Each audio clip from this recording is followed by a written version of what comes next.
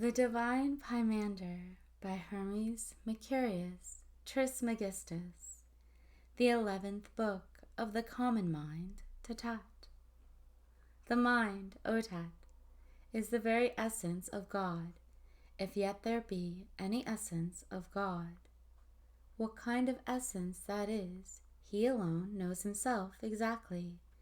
The mind, therefore, is not cut off or divided from the essentiality of God, but united as the light of the sun.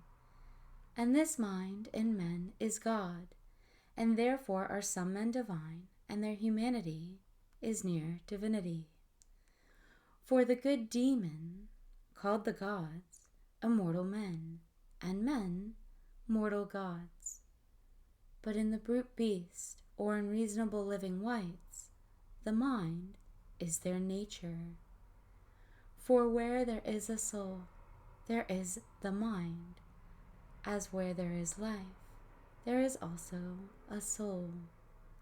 In living creatures, therefore, that are without reason, the soul is life, void of the operations of the mind. For the mind is the benefactor of the souls of men, and worketh to the proper good. And in unreasonable things it cooperateth with the nature of every one of them. But in men it worketh against their natures. For the soul, being in the body, is straightway made evil by sorrow and grief and pleasure or delight. For grief and pleasure flow like juices from the compound body, whereinto, when the soul entereth or descendeth, she is moistened and tinctured with them. As many souls, therefore, as the mind governeth or overruleth, to them it shows its own light, resisting their prepossessions or presumptions. As a good physician grieveth the body, prepossessed of a disease, by burning or lancing it for health's sake, after the same manner also the mind grieveth the soul, by drawing it out of pleasure, from whence every disease of the soul proceedeth. But the great disease of the soul is atheism, because that opinion followeth to all evil and no good. Therefore, the mind resisting it, it procureth good to the soul, as a physician to the body. But as many souls of men as do not admit or entertain the mind for their governor, do suffer the same thing that the soul of unreasonable living things. For the soul, being a co-operator with them, permits or leaves them to their concupiscences, whereunto they are carried by the torrent of their appetite, and so tend to brutishness. And as brute beasts, they are angry without reason, and they desire without reason, and never cease nor are satisfied with evil. For unreasonable angers and desires are the most exceeding evils, and therefore hath God set the mind over there, as a revenger and reprover of them. Tat, hear, O Father, that discourse of fate of destiny which thou madest to me, is in danger of being overthrown.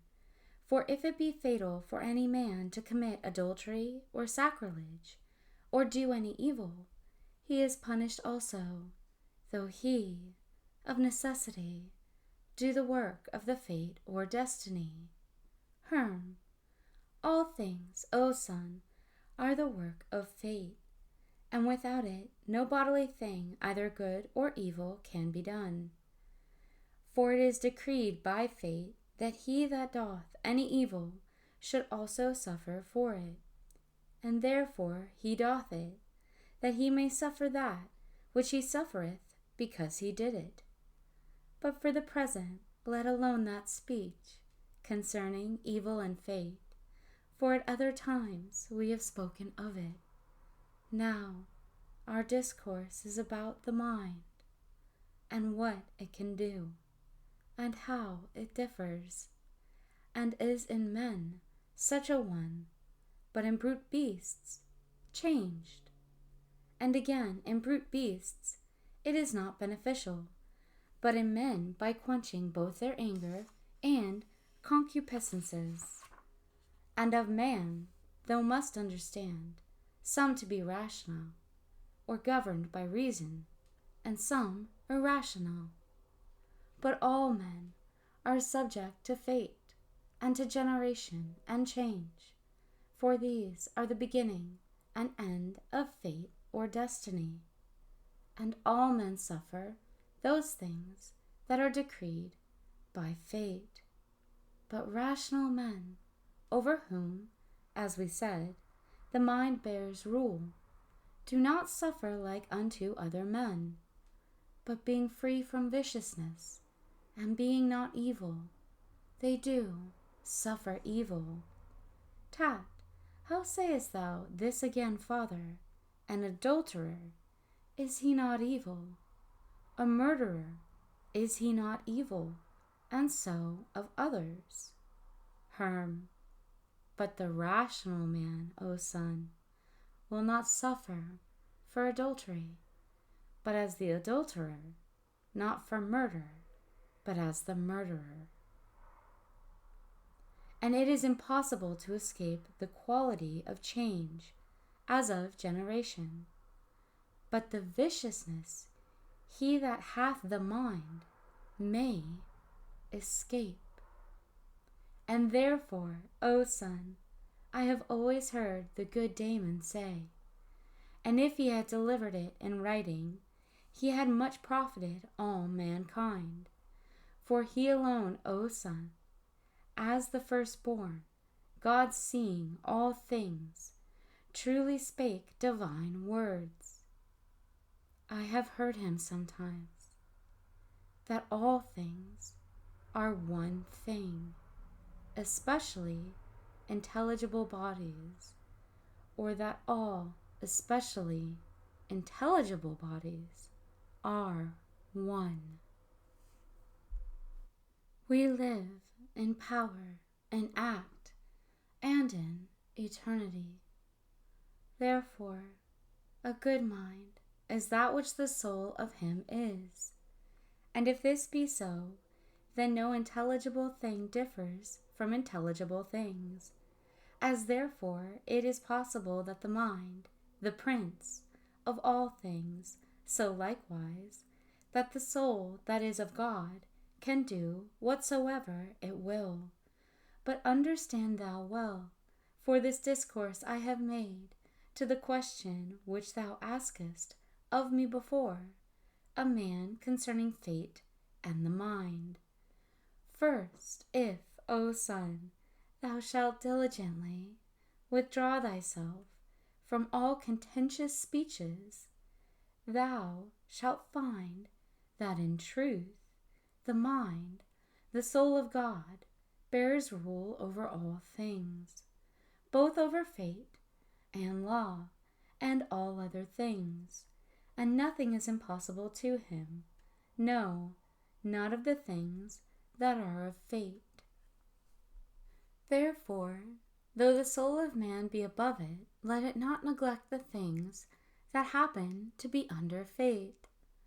And these, thus far, were the excellent sayings of the good Demon. Tat, most divinely spoken, O Father, and truly and profitably, yet clear this one thing unto me. Thou sayest that in brute beasts the mind worketh or acteth after the manner of nature, cooperating also with their impetus inclinations. Now, the impetus inclinations of brute beasts, as I conceive, are passions. If therefore the mind do cooperate with these impetuous inclinations, and that they are the passions in brute beasts, certainly the mind is also a passion, conforming itself to passions. Herm, well done, son, thou askest nobly, and yet it is just that I should answer thee. All incorporeal things, O Son, that are in the body, are passible. Nay, they are properly passions. Everything that moveth is incorporeal. Everything that is moved is a body, and it is moved into the bodies by the mind. Now, motion is passion, and there they both suffer, as well that which moveth as that which is moved, as well that which ruleth as that which is ruled. But being freed from the body, it is freed likewise from passion. But especially, O Son, there is nothing impassible, but all things are passible. But passion differs from that which is passible, for that passion acteth, but this suffers. Bodies also of themselves do act, for either they are immovable or else are moved, and whichsoever it be, it is a passion. But incorporeal things do always act or work, and therefore they are passible. Let not therefore the appellations or names trouble thee, for action and passion are the same thing, but that it is not grievous to use the more honorable name. Tat, O Father, thou hast delivered this discourse most plainly. Herm. Consider this also, O Son, that God hath freely bestowed upon man, above all other living things, these two, to wit, mind and speech, or reason, equal to immortality. These, if any man use or employ upon what he ought, he shall differ nothing from the immortals. Yea, rather going out of the body, he shall be guided and led by them, both into the choir and society of the God and blessed ones. Tat. Do not other living creatures use speech, O Father? Herm. No, Son, but only voice. Now speech and voice do differ exceeding much, for speech is common to all men, but voice is proper unto every kind of living thing. Tat. Yea, but the speech of men is different, O Father, every man according to his nation. Herm. It is true, O Son, they do differ, yet as man is one, so is speech one also, and it is interpreted and found the same, both in Egypt, Persia, and Greece. But thou seemest unto me, Son, to be ignorant of the virtue, or power, and greatness of speech. For the blessed God, the good demon, said or commanded the soul to be in the body, the mind in the soul, the word or speech or reason in the mind, and the mind in God, and that God is the Father of them all. Therefore, the Word is the image of the mind, and the mind of God, and the body of the idea, and the idea of the soul. Therefore, of the matter, the subtlest or smallest part is air, and of the air the soul, of the soul the mind, of the mind God. And God is about all things, and through all things, but the mind about the soul about the air, and the air about the matter.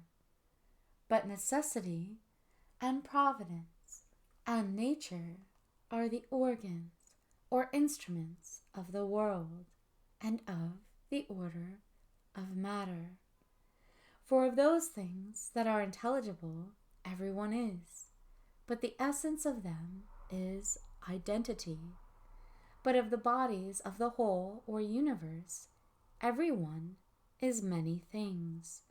For the bodies that are put together and that have and make their changes into other, having this identity, do always and preserve the incorruption of the identity.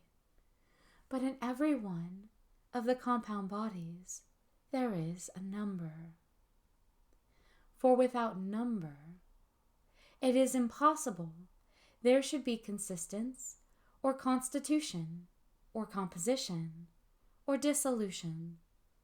But unities do both beget and increase numbers, and again being dissolved come into themselves, and the matter is one. But this whole world, the great God, and the image of the greater, and united unto him, and concerning the order and will of the Father, is the fullness of life, and there is nothing therein through all the eternity of the revolution, neither of the whole, nor of the parts which doth not live. For there is nothing dead that either hath been, or is, or shall be in the world. For the Father would have it, as long as it lasts, to be a living thing, and therefore it must needs be God also. How therefore, O Son, can there be in God, in the image of the universe, in the fullness of life, any dead things?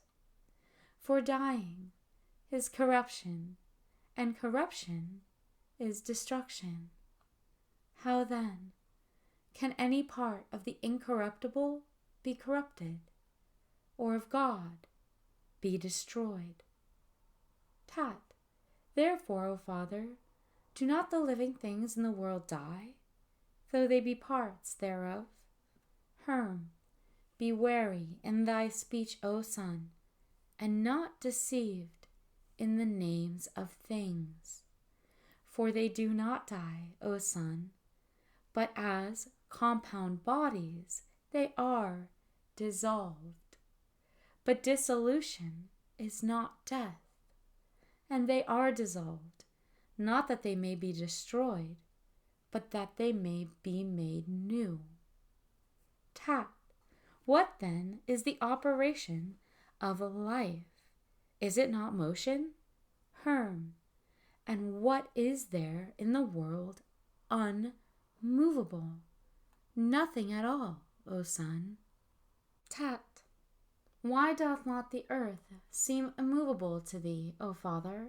Herm. No, but subject to many motions, though after a manner, it alone be stable.